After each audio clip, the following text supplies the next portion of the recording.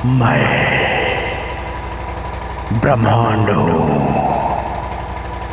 सारी सृष्टि मुझ में समाहित है और मैं महादेव में समाहित हूँ।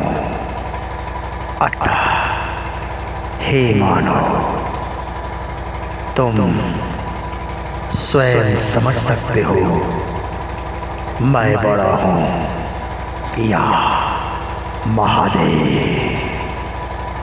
हे मानव, इस संसार में, त्रिभुवन में नभ जल थल सबसे बड़े महादेव हैं। अतः महादेव की शरण में जाओ और अपने दुखों का निवारण करो।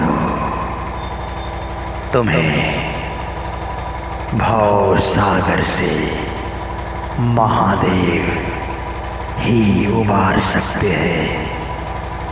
अपने झूठे अहंकार मद में महादेव की अवज्ञा मत करना, अन्यथा तुम हमेशा हमेशा के लिए पाप के भागीदार बन जाओगे। तुम मुक्ति से वंचित रह जाओगे।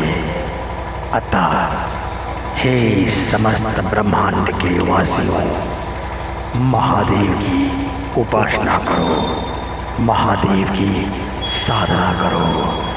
ओम नमः शिवाय।